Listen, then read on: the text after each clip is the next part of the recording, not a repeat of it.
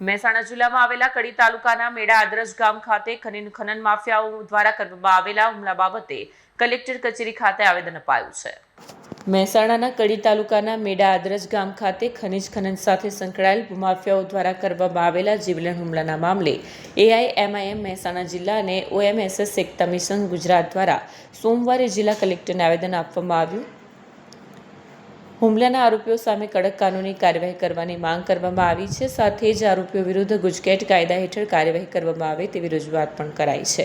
આ પ્રસંગે AIMIM અને OMSSના આગેવાનો તથા કાર્યકરો મોટી સંખ્યામાં ઉપસ્થિત રહ્યા। તેમની માંગણીઓ સ્વીકારવામાં નહીં આવે અને આરોપીઓ સામે કડક કાર્યવાહી કરવામાં નહીં આવે તો આગામી સમયમાં ઉગ્ર આંદોલન શરૂ કરવાની ચીમકી ઉચ્ચારી છે। આજે જે આદરજ ગામની અંદર જે ઘટના બની, જે આદરજ ગામની અંદર મેળા આદરજ ગામની અંદર જે ઘટના બની એની અંદર જે રબારી સમાજના જે લુખ્ખા તત્વો કહેવામાં આવા લોકોને સરકારે પાઠ ભણાવવા જોઈએ। આ લોકો 302ના આરોપી છે, છતાં પણ ખુલ્લે આમ રાત્રે કાળી બ્લેક કલરની ગાડીઓ લઈ અને રાતે ફરે છે અને આવતી જતી જનતાને હેરાન કરે છે, હપ્તા માગે છે, હપ્તા નથી આલતા। તો આજે આદરજ ગામના સલીમભાઈએ જ્યારે હપ્તો માગ્યો ત્યારે સલીમભાઈ હપ્તો ના લ્યો તો એમના બંને પગ ભાગી નાખ્યા અને બીજા કોઈ પણ આ રીતે માગે કામ કરે છે તો એમને મારઝૂડ કરે છે। તો જેથી કરીને હું સરકારને અને પોલીસ પ્રશાસનને કહેવા માગું છું કે આવા લુખ્ખા તત્વોને કાયદેસરના પાઠ ભણાવો અને સલીમભાઈને ન્યાય નહીં મળે તો હું 24 કલાકનું ફરી અલ્ટિમેટમ આપું છું। આ લોકો સલીમભાઈના ઉપર દબાણ લાવી ભાગ્યદયની અંદર આ લોકો રૂપિયા ત્યાં જોર ઉપર પેસલ લાવી અને સરકારને ખરીદવા માગે છે। જો સરકાર ખરીદશે અમે કોઈ ભીનું સંકેલાશે અને એવી અમને ખબર પડશે તો મુસ્લિમ સમાજ અને અનુસૂચિત જાતિ ભીમ આર્મી સાથે મળી અને આનું ઉગ્ર આંદોલન કરશે। જ્યાં સુધી સલીમભાઈને ન્યાય નહીં મળે ત્યાં સુધી અમે લડત ચાલુ રાખીશું। જય ભીમ, જય સંવિધાન।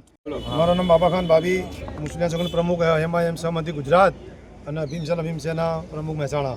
આ વાતના પહેલાં કડીમાં જે બે ત્રણ દિવસ પહેલાં જે બનાવ બન્યો હતો, જે અસામાજિક તત્વોએ એ મતલબ હપ્તા માગતા હતા, હપ્તા ના આલ્યા તો એના પર પગ ભાગી નાખ્યા। અમારે કડી તાલુકાના આપણા મિરાદજ ગામમાં એના અનુસંધાનમાં અમે કલેક્ટર સાહેબને આવ્યા કે જે લોકોએ આ જે નામ છે એમાં રવિ અમરતભાઈ રબારી ગામ કરશનપુર, બીજો વિપુલભાઈ રબારી ગામ કરશનપુર અને જલાસર અને લાભુ રબારી અને જે કડી વડાલીનો બરાબર અને એક લાલભાઈ રબારી, આ લોકો અસામાજિક બ્લેક કલરની બ્લેક કાચવાળી ગાડીઓ લઈને ફરજ 4-5 ગાડીઓ લઈને રોજ રાતે એના પહેલાં મર્ડર કર્યું હતું।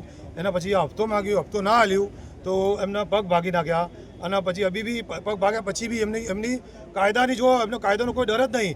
જે હર્ષ સંઘવી સાહેબ કહેતા હતા કે જો કાયદામાં રહેશો તો ફાયદામાં રહેશો, તો એ લોકોનો ના હર્ષ સંઘવી સાહેબનો ડર છે ના કોઈ પોલીસનો ડર છે।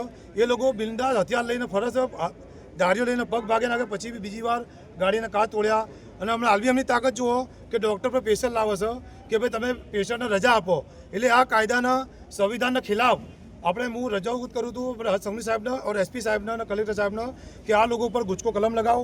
જે બ્લેક મની બ્લેક રૂપિયાથી જે એ લોકોની મિલકત બસાઈ છે એ લોકોને મિલકત બુલડોઝર ફેરાવો। આ બુલડોઝર કંઈ એક સમુદાય પર નહીં, આ બુલડોઝર ગુજરાતમાં કોઈ બી કાયદો હાથમાં લેશે એના ઉપર બધા પર બુલડોઝર ફરાવો તો જ આપણો કાયદાથી લોકો ડરશે।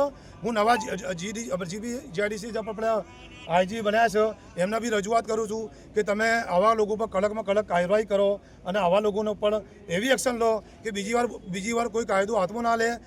એમના લોકોનું મકાન તોડો, જે બ્લેક મનીથી મકાન બનાવેલા છે અને જે હપ્તા માંગે છે એ હપ્તા બંધ થાય અને આ એવી રજૂઆત અમે કરી। ભીમસેના અમે અને અમારા મિત્રએ। વિડીયો જર્નાલિસ્ટ ભાવિન ભાવસાર સાથે સજય TV ન્યૂઝ મહેસાણા।